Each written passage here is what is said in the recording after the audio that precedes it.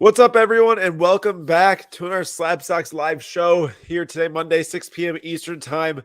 Really excited to be back for another stream today. Of course, joined by Nate. And today's discussion evolved from a few different posts we've had over the last week, one including today. Carmelo Anthony retired from the NBA. And, as always, when you got all-time greats, he is top 10 in scoring in his career. It makes you go back and look at their card prices, and then you look at some of the most expensive sales of all time, and then you look at the sales of those cards now. And Carmelo Anthony's exquisite rookie patch auto numbered out of 15, which is one of his very best cards. And it's one of the most very legendary sets of all time. Sold most recently for $10,000 as a BGS 9. This is the card here just without the BGS case. But when you see that type of stuff, and then you think about how much Jalen Green sells for, how much Anthony Edwards sells for, how much Cunningham, all these other guys sell for. It's like, gets you thinking, gets you to go look at the differences between pricing from players that have done it versus players that you hope to do it. And we'll talk about all the, examples of such and why this happens. And not trying to obviously talk down people buying modern cards, because as myself, I don't have really much reason to go and buy players I never watched before. I'm not saying Melo, because I have watched Carmelo Anthony, but like other players, but I'll collect Keandre Miller because I watched him in college and such. Now he plays on the Rangers. But we'll get into all that discussion as the stream goes on. Now, to lead off the stream, we got some comments here. What's up, Daniel, Hector, and SCP? SCP does bring up, let's talk about the PWCC acquisition question mark. And yes, it is the first thing that we have in the docket for tonight before getting into the Hall of Famers versus prospects.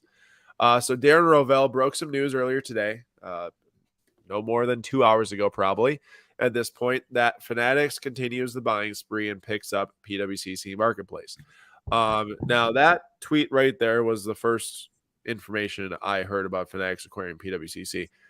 To be honest with everyone, I really don't know much information about this right now, other than the fact that word is that PWCC will be continuing right now as they are. There's no like, oh, all the auctions will stop immediately as they're going to redevelop this, that. There's no immediate news out of this. But they bought the infrastructure of PWCC, as this tweet points to.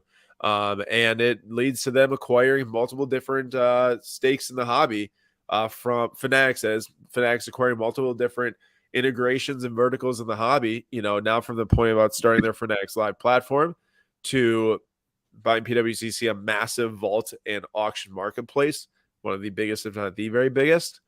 And it also leads to them having all the licenses in the manufacturing. I remember there's some talk in the past about them having a stake in what was it? Black something capital that bought into, I think it was CSG or CGC. So they're clearly positioning themselves in many different aspects of the market, all the way from the top to the bottom. And as you can see, a couple of comments came in from Instagram. Oops, sorry about that. A couple of comments came in from Instagram. These were the two most liked comments on the post, which is why they're here. I just want to grab the two most liked comments. Likes 20 and 21 could, that's not like 100 different people like this comment, but it at least goes to show, what people are easily agreeing with. And Aiden says this monopoly isn't going to be good for anyone, especially the hobby. And James Jenkins says Fanatics is trying to corner the market. Why should a sports car manufacturer also own one of the biggest auction houses in the country? So not only will they profit off the product up front, now they'll profit off its sales too, which is also what will be happening with Fanatics Live. So these two comments do go to show that there is a lot of building from Fanatics' standpoint to get in all these different weeds. And from at least Aiden's standpoint, obviously Aiden concerned about it. James's standpoint, also it seems to be, some concern there. For myself, I'm not sure what's going to come out of this. I haven't heard anything. Like I said, we have no idea how this is going to interact. I think from here, really all there is to be seen is what does Fanatics do with all this? The ball's in their court from how do they interact with hobbyists? How do they interact with card shops? How do they interact with key people in the hobby that can keep the fire going? And all that will really determine where it goes and where the hobby ends up, because, the people inside the hobby are the most important part. Yes, it's important to have licenses, to have these different things so you can create the product for people, but, you really need to, help support the industry at hand to make sure that it can keep on going. As the hobbyists and the collectors is why the hobby has been here for over 100 years and why it will continue to be here as long as that's at the forefront. So to me, that is the most important stuff coming out of this, and we'll see what goes on with this. I'm gonna pull up a couple of comments here, unless Nate, you have anything to say. I know I just kind of let you sit there for the last 5 minutes. Yeah, I don't know. I guess based off everything I read on Twitter, it seemed like maybe the writing was on the wall here. Especially there was a lot of rumors about PWCC before Darren Rovell tweeted it in the last like 24 hours. So I guess this wasn't unexpected if you were on Twitter and watching along, which I was not, and I don't think you were either. No, I wasn't on Twitter. I heard something like yesterday, like some rumblings, but never heard of Fanatics' name tied to it. That's for sure. Yeah. I don't know. I don't know how I feel about it. I guess I'll wait and see how it plays out. I was gonna say, wait and see, like the rest of us. Hector says, will they rename it? Probably would help to expand the brand. Fanatics started Fanatics Live, live stream platform. I know they acquire something, so to speak, to start Fanatics Live, but I wouldn't be surprised. And like I said, I know nothing. I wouldn't be surprised if they go to or a Fanatics type of brand, as that brand is obviously known by millions upon millions and millions of people. Nick Knack says, excited for the PWCC acquisition. Us Canadians getting more access to US cards without paying crazy duties per card. Yeah, I mean, and as SCP points out, PWCC goes international. Fanatics does have a lot of inroads internationally, all over the place, globally. So it definitely could, then here's the thing. I mean, more money, more backing can always spin up more innovation. We don't even know, like PWCC is a leader in tech in the hobby. Like they've developed things far in advance before other people for years and years and years now, between their imaging, their vaulting, their marketplace functions, all these different things. Who knows where it goes from here. It's just a lot of wait and see, honestly. We'll just have to wait and see. I'm excited to see, where it goes and what happens. I just don't have much information to share at the moment other than what you all are reading and the comments that you all are seeing from Instagram. So we'll see what happens here. And yeah, you're right, Nick Knack. IG comments, regardless if it's about card values, acquisitions, no matter what it is, can definitely be negative right away. As those are the people who are jumping to get their words out. The positive. I'm sure there's a lot of people who are excited about this. Yeah, I'm excited to see what happens. Honestly, that's what it comes down to, is let's see what happens, because I think that just a lot of it's unknown between what Fanatics is doing all over the place, and we just gotta see how it all ties together. And then we'll go from there and talk about from there. All right, on to the next phase. So this is going to be our only segment, but it's a long one. I know we started to redevelop into more smaller segments, doing different things. Here's the deal, though. Like, I turned into Nathan Rodabaugh for 2 hours today, where Nate goes and takes an idea and spends 3 hours on it because he gets down the research rabbit hole. I was like, oh, this will be easy. I'm going to take 2 players from every single class for the last 3 years from 3 different sports and look up all their sale prices, then find a sale of a soon-to-be Hall of Famer or a recent Hall of Famer.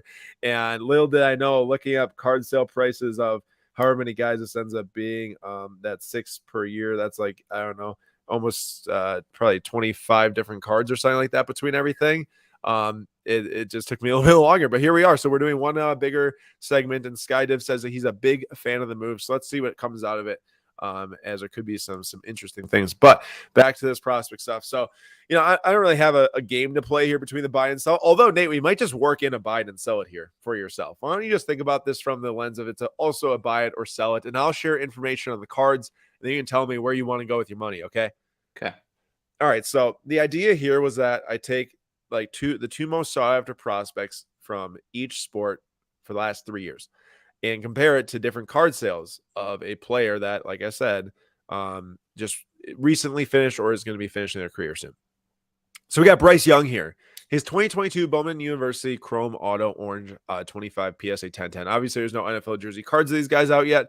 They're just drafted, but we got this Bowman Chrome University all sold for $2,400 here. That is $500, $465 more than a Drew Brees Contenders 8.510 auto with a really nice auto. And if you know anything about these older Contenders cards, very tough to grade. So even an 8.5 is nice grading that. I know that Drew Brees, he's not going to be doing anything else really going forward. His career's done, Hall of Famer, stat leader. But just thinking about it from a longer term perspective, you're spending the money on this Bryce Young for $2,400, where a lot needs to go right to even get to a place where he's close to Drew Brees' career.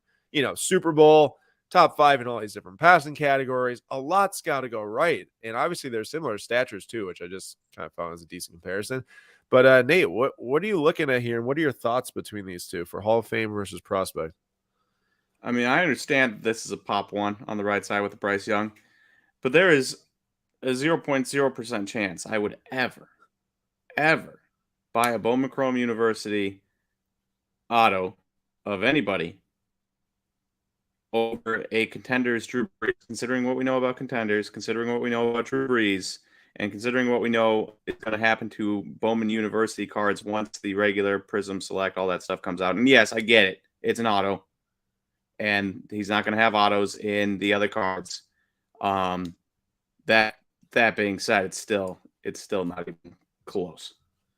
Yeah, it's definitely a bit risky. It looks like Nate's getting blessed with the Andy Wi-Fi glitches from last night. Both you two on your Xfinity or something. Is it glitching right now? Yeah. About every I guess couple of minutes, you freeze and then you glitch up a little bit. Really? Yeah, but you're fine right now. I mean, it was just a little bit when you're talking. Hector says high odds as prospects never have. Brees is career. This phenomenon worst in football cards and other sports. Well, look, Hector, we'll see what it's worsted. Honestly, this will help give us a comparison between football, basketball, and baseball. Baseball is pretty high up there, honestly, if you look at some of the prospects and what their stuff sells for. Oh, yeah. Now on to the next one, CJ Stroud. Superfractor auto, Bowman University. This is the variation. This is tough because when we have these 2023 rookies, there's just not that much out there right now of these guys. So I couldn't go and have my, selection of all these different cards of these players that might mean more for them. But the Superfractor of Bowman University of Stroud, $1,680 versus a PSA 9 refractor of Peyton Manning for $1,426. Pretty similar prices. Nate, I'll share my thoughts here first. Actually, I don't mind the Superfractor auto. I think Superfractors, they are obviously always sought after. If he gets off to a hot start with the Texans for any given reason, has way more potential in the short term. Now, long term, you're like, oh my gosh, how many different choices for CJ Stroud cards are there in 10 years? That's another question. We always know that Peyton Manning's Topps Chrome, refractor rookie will be one of the most sought after football cards, modern football cards, that is. We don't know even if CJ Stroud would be successful for the Texans ever. True. It is interesting though because of it being a superfractor, right? Yeah. The last one, Orange Auto 25, doesn't do it for me. PSA 10 doesn't do it for me, but superfractor always has that appeal that you're just not getting with a base refractor from 1998. Yeah, it feels like that stuff goes right for that CJ Stroud in particular, and you're looking at maybe a $3,000, $4,000 card early in the season. Also, things go poorly, and maybe there's no interest at all. So who knows? It's more of a gamble, but I would rather take this gamble where that people always look at it and say, "Oh, Superfractor." People won't always look at this and say, "Oh, Orange Refractor." While oranges are nice, there's even a 2021 first Orange Refractor where it's not Alabama licensed, but there's at least something else. Give me that Superfractor. Yep. This one's interesting. I could have picked the Tom Brady 2000 Bowman Chrome base PSA 10 rookie, which is also like $10,000 right now. But I think that a lot of people just would have said, oh, well, it's a base card. I don't care if it's an older card. It's still a base card, yada, yada. So I just decided to take an autograph of Brady because why not? The early National Treasure signed stuff sells for a ton of Brady because he didn't have many actually Panini autos until I think more recent years. So there's a time when he didn't have many. But 2012 National Treasures Virtuoso auto of Brady, $9,900. But yeah, Brock Purdy gold vinyl auto numbered out of 5. I think that's a PSA 9 with the 10 auto. That's the 2022 Prism, $10,500. I know that people like spending on what can be, but man, it seems really hard to spend over $10,000 on either of the two Niners quarterbacks today, Nate, without knowing what even's going to happen there. Well, I mean, Brock Purdy seems like, from everything I've read, he is the guy. Trey Lance is not the guy. And when Brock Purdy's healthy, he will be in there. That being said, that is a sick Tom Brady card. The Virtuoso set's awesome. I actually had the Charles Woodson from back in the day. Like if it was a regular jersey, maybe not that cool, but the retro Patriots jersey on that card, Tom Brady on card auto, I'd be hard pressed to choose against that. Like if I look forward, not knowing anything that's going to happen in the next 20 years, I'd much rather have this card And if I could look forward in 20 years, do we think Brock Purdy is going to win multiple Super Bowls? He'll probably choose this card. Now I understand it's a gold vinyl auto out of 5 PSA 9, so he wouldn't like have to match Tom Brady's career to like have that card be worth more than 10,500. But he'd still have to do well enough to have people want his cards. Like, he still would have to do well enough. Hector says, seems like buying legends is for slow long-term investing, while prospects are for quick gamble flipping. That's totally true, Hector. I mean, that's where all this is coming from too. We'll get to that as we get through these examples. Aaron Rodgers, 2005 playoff contenders auto PSA 9 is a $4,000 card. Now, this one's not like within $100 of the next one, but Kenny Pickett Nebula Mosaic 1 of 1 is $5,255. Now, I know that Nebulas are nice cards. They're nice modern cards that people like. I think people will like those years from now. Okay, I think that people will still like Nebula 10 years from now. The hard thing for me here is that there is also Prism Nebulas, which are more valuable and more sought after. So if there is a time where, the extra parallels, let's say, start to become less valuable, the Nebula will be one of the first, or the Mosaics, like, I think will go far before the Prism. But did you read that stuff about Ben Roethlisberger saying he wanted him to fail?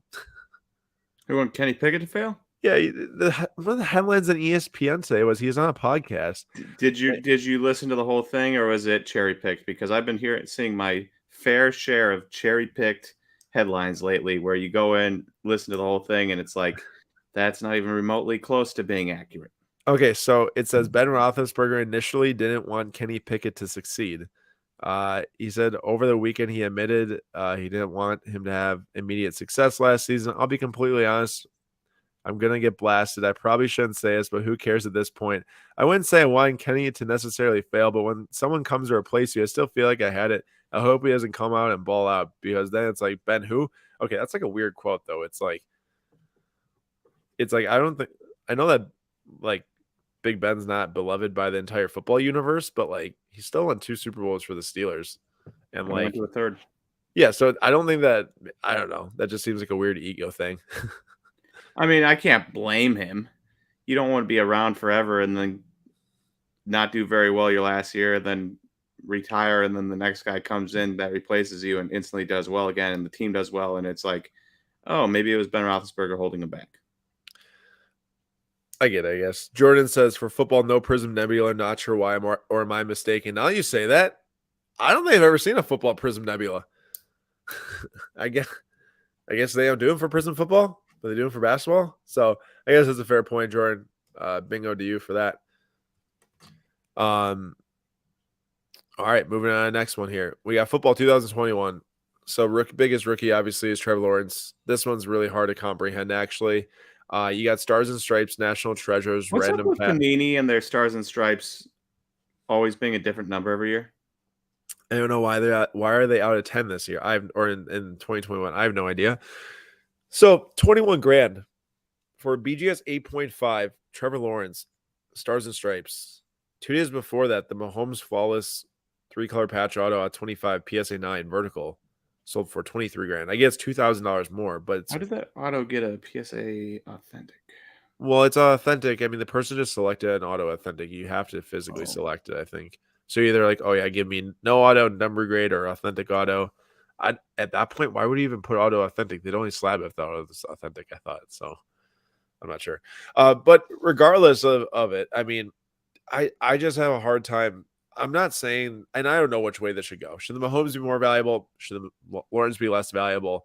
I just don't see how a card where they make so many different variations and parallels now, and they make so many different cards that are similar to that National Treasures auto, is even close to that Mahomes. I mean, I'm not like crazy for Mahomes, but like I totally understand why people are.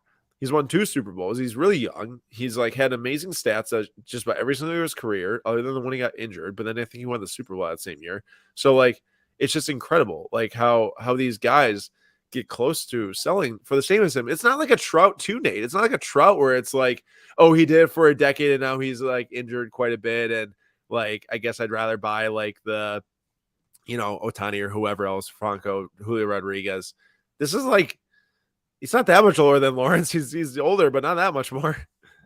Yeah, I mean, Look, it could just be a case of a couple of people from Jacksonville that have a lot of money and want the first really good quarterback prospect they've had since, I don't know, Brian Leftwich or David Garrard or whatever, whoever you want to consider a good QE prospect for the Jaguars. Mark Brunell. Not that he was a prospect because he was a backup first with the Packers, but you get my point. Yeah. Could just be as simple as a couple people who are Jaguars fans with a lot of money needing this card and not caring about the price of Patrick Mahomes. I mean, it's possible. It's possible. I mean, the same people looking to buy it, Lawrence is probably not sitting there and saying, do I spend that money on the Mahomes instead? And I guess maybe it just should have some more research or it just doesn't matter to them, one of the two. This one is wildly hilarious to me. You've got a 2021 Prism Color Blast at Justin Fields PSA 10. That's sold for $6,500. And I'm no Aaron Rodgers super fan. I think a lot of people know that.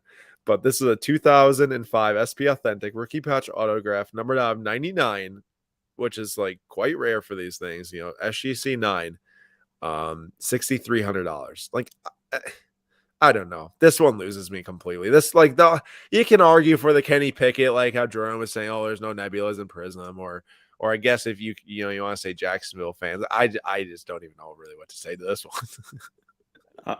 You know me. You know I was a Justin Fields fan, not a Bears fan, but Justin Fields fan, right? For the last couple of years, we talked about him quite a bit.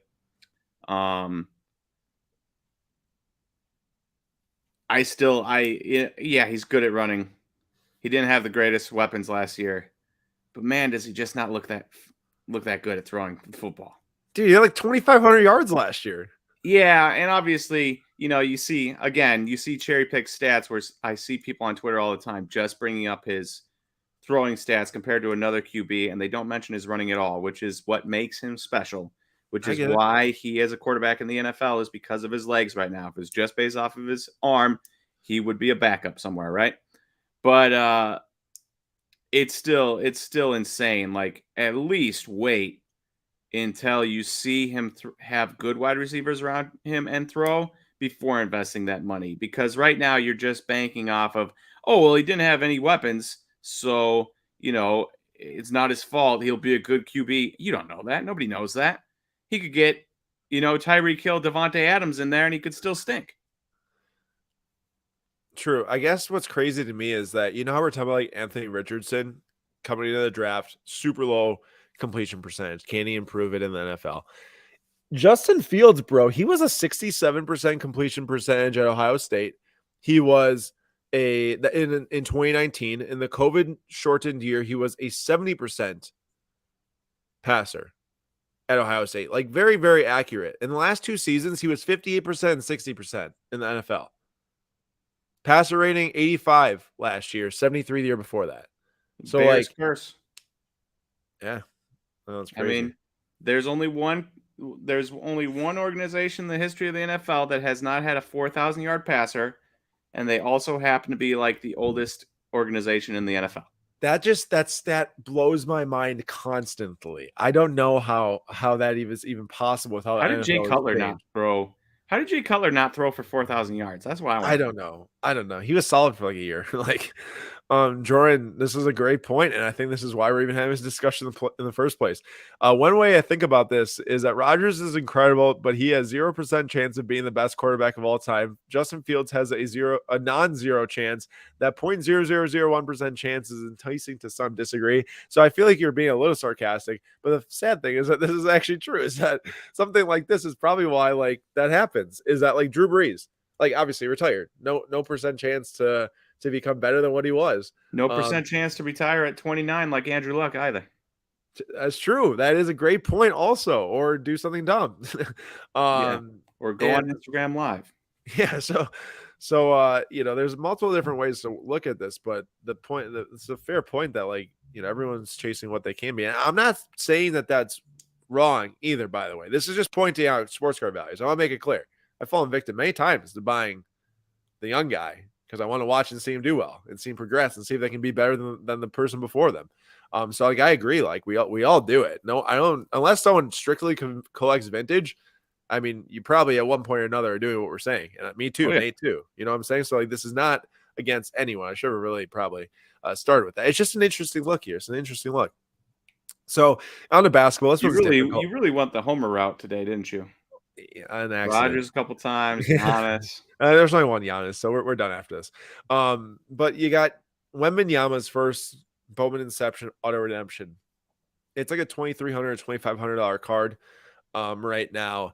And I was actually having some troubles with this one because I'm like, do I pick KD? I'm like, nah, KD, man. He's just like, he bounced around to so many teams. Like his fan base is dwindling. So I went with Giannis, and I know that they're not going to play the exact same game. Him and Wembanyama, very different actually. And no, this is not a rookie card either. It's his 2018 flawless patch auto, but all those flawless patch autos are valuable for great veteran players. You can get the Giannis patch auto for the same price as a redemption of Wembanyama from Bowman Inception right now. And I get that the supply is way lower in Wemby autos, which is why it's so expensive, as these are the first ones to hit the market. But just something to think about if you were ever considering spending $2,300 on a Wemby redemption auto, you could also probably have a flawless on-card patch auto of Giannis. And then this one is interesting to me because I know you're a big Westbrook guy, so I thought I'd put it in here. You got Scoot Henderson's redemption auto, which is like a $300 card right now. Same price as his I'd say Bowman Inception, obviously his Bowman Chrome Scoots autos would be valuable too. But Hot Prospects isn't like the exquisite patch autos. I kind of mirror it to Inception type of thing. $300 card date for a patch autograph, numbered out of like 199 or 299. There's probably for sure more than 300 base redemptions of Scoot out there. Definitely. You pulled 3 of them, I think. Two. Okay. So there's got to be more than that. But either way, like Westbrook, man, average triple-double 2 years, at least made some impact in the playoffs. And Scoot could do some great things, no doubt about it. Maybe at this point, Westbrook can't really do much more. But I don't know. Also, that's a sticker auto, but it's like, the amount of hate Westbrook gets, wild to me, because I just like to remember watching him in 2012, 2013, when he'd come to town against the Bucks, and this dude would he'd get a ball and he'd just be gone.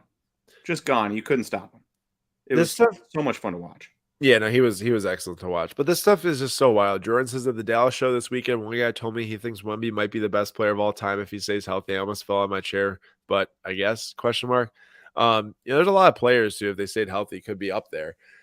I know we haven't seen him play yet. I know he could be extremely amazing. I know he's got tools and he's big and he can do things we haven't seen, that tall people do before.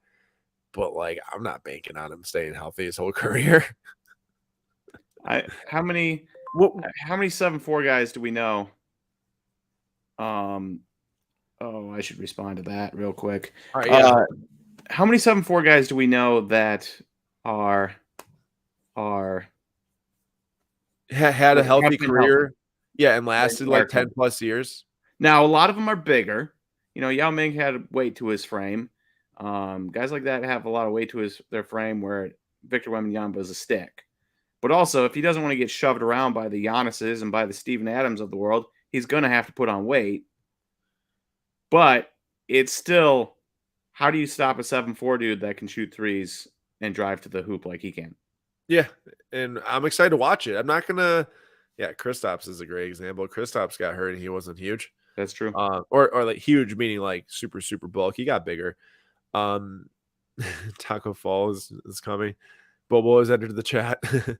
Yeah, Bobo had a lot of injuries he's dealing with early in his career too, and he wasn't super heavy though. He was a twig. So, all right. Little brief intermission here. So SGC updates, May 15th submission, like the fastest grading I think we've had yet. We shipped out on the 15th, of course, May 15th submission. It arrived there on the 17th.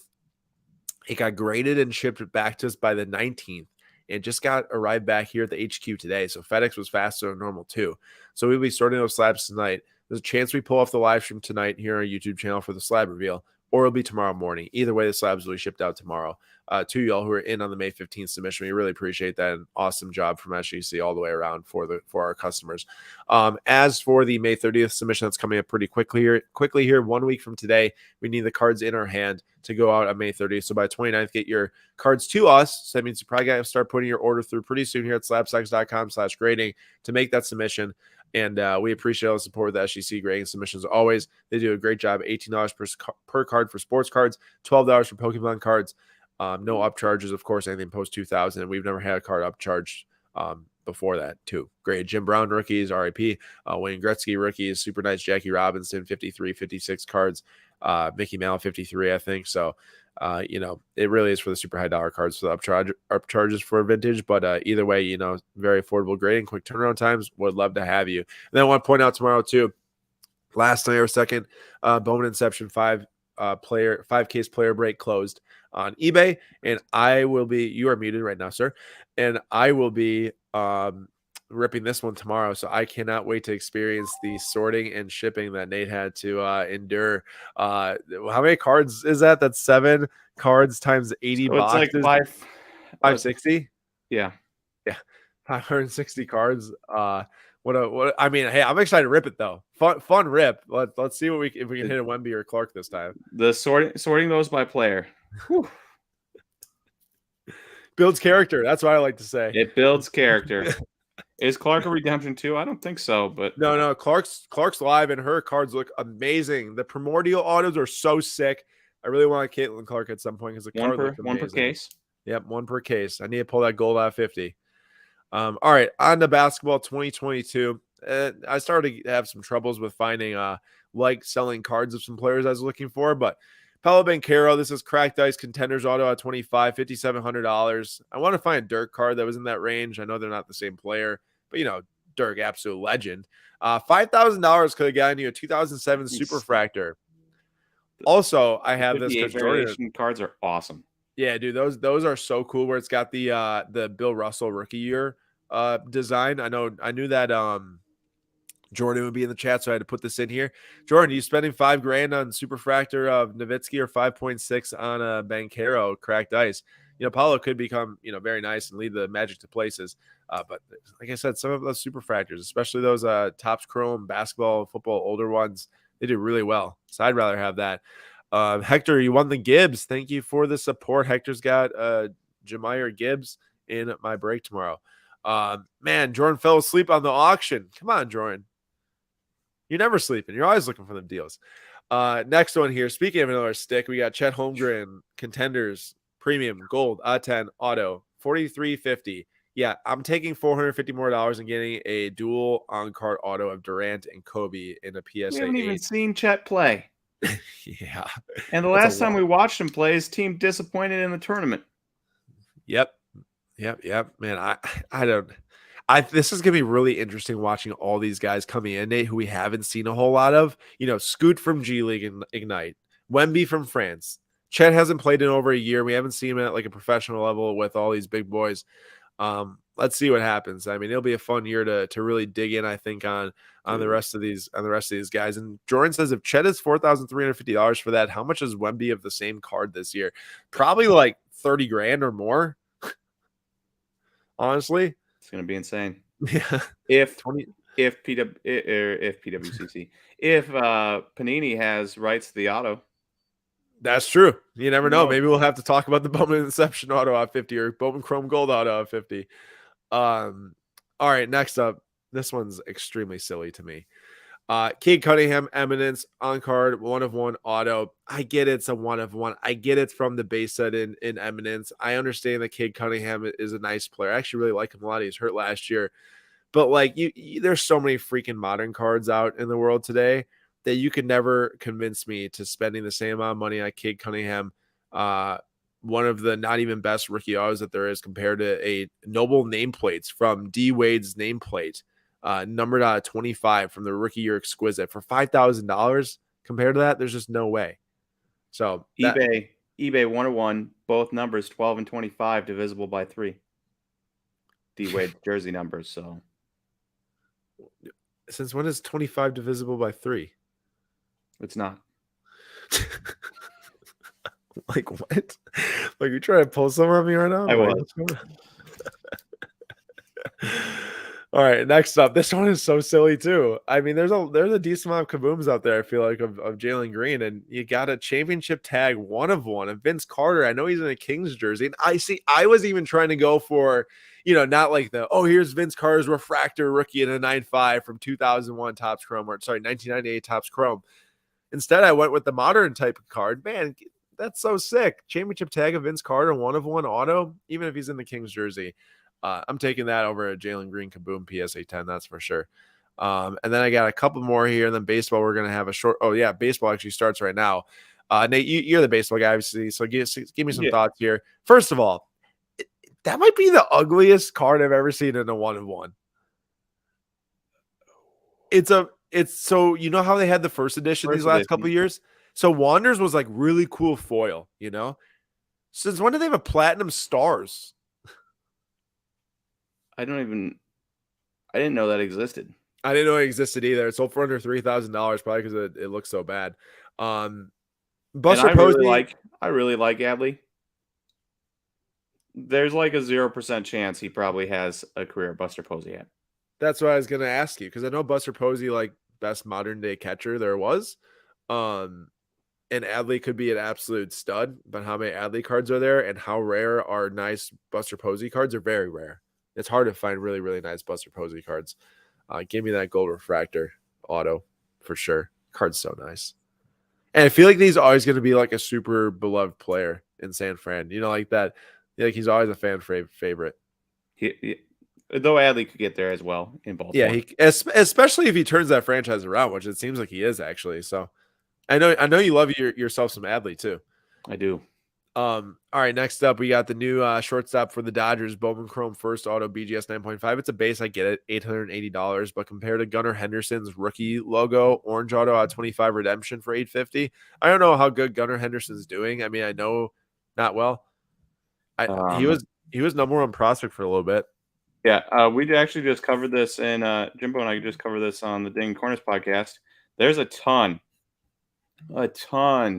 of young number 1, number 2, number 3, number 4, number 5, prospect type guys.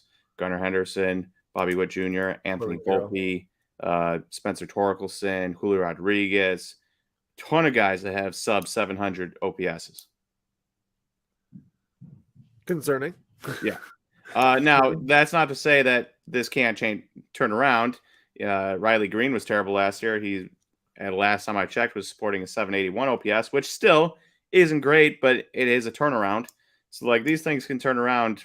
But as of right now, Gunnar Henderson is sporting a 685 OPS, 92 OPS plus.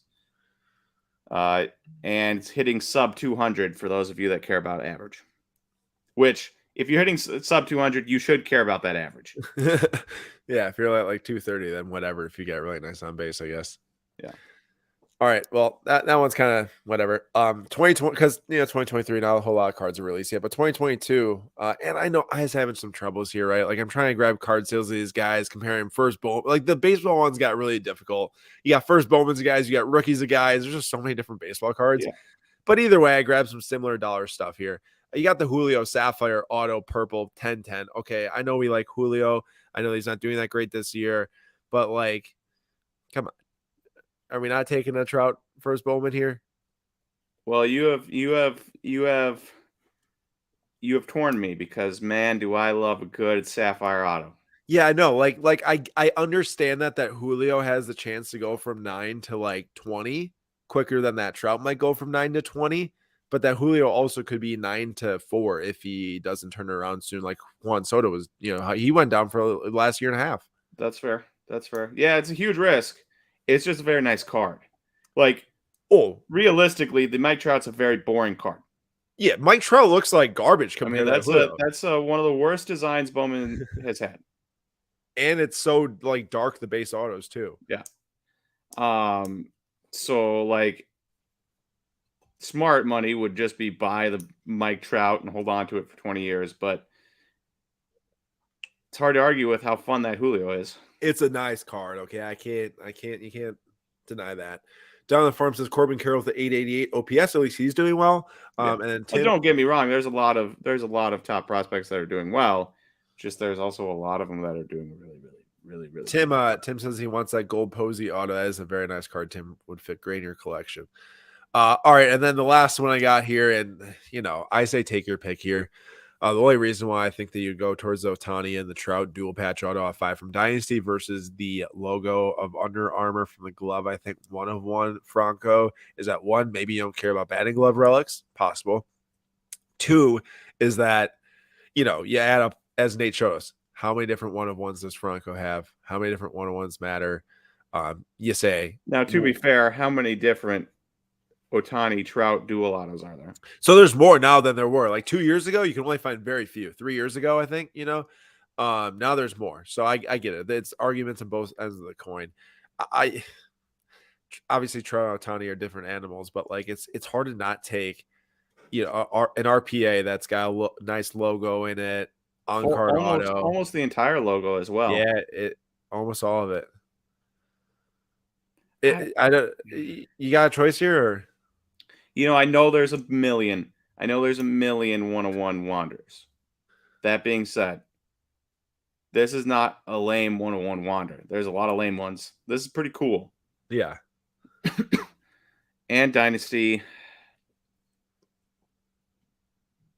Man, I am conflicted. It would be really, really stupid to choose against Ohtani and Trout. But what happens if Ohtani moves, let's say, and Trout's career doesn't result in much more, winning? Yeah, I mean that's a good point. They will look back on the Trout Ohtani years with disappointment in LA, and everyone else will, if they don't make the playoffs this year and do some damage. And Ohtani will leave, and Trout will be stuck there, and they have no hope because they have terrible organization. And they just throw money at old guys and then get stuck on those contracts, and they're not good at drafting and developing. Though shout out Logan Ohopi or Ohapi. I'm not 100% sure how to say his name. He was really good until he got injured. But they gave Brandon Marsh away, who was turned into being really good once they got rid of him. It's just Wander has already won more playoff series than Trout has in his entire career. And the Rays will be in position to be there. And if nothing else, look at what Jimmy Butler's doing and how his card values are shifting by the time he's 33 or whatever he is. Playoffs matter. They matter. Yeah. So that's what I got on that. I'm taking the Wander here. I love that Trout Ohtani. It's so cool, but like there's just way more upside. And I'd even say even in some cases, a little bit less risk in some scenarios. It is absolutely amazing, Will, that the Angels somehow, some way have Trout and Ohtani and still just can't win. Makes no sense. If you had to put your money on where Ohtani will be playing, not this upcoming, like if he gets traded, but next year, where do you think he is?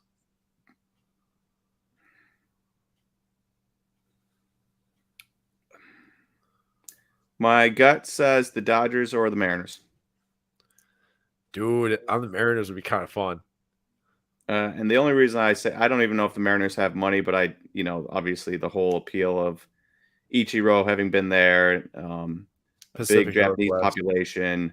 But I find it hard to believe after all of the cost cutting the Dodgers have done the recent years, not re-signing Trey Turner, not re-signing Justin Turner, not re-signing Corey Seager. I got to imagine they're saving up that money to make sure they can blow everyone out of the water for Ohtani. Yeah, they're probably going to position themselves better than anyone in that scenario financially. Yeah. Tim says Giants for sure.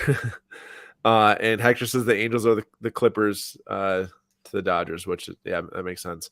And down on the farm says Chicago. That would be wild. That would be really wild. I would eat a bucket of rocks if Ohtani signed in Chicago. That'd be very painful. But I don't know which end would be more painful, but both.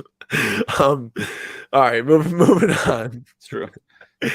That's actually how we're ending today's live stream. So hopefully we see. Well, actually, I don't want to see Ohtani with the Cubs. So my dream scenario is that he goes to the Orioles. That would be nuts. Him and Adley.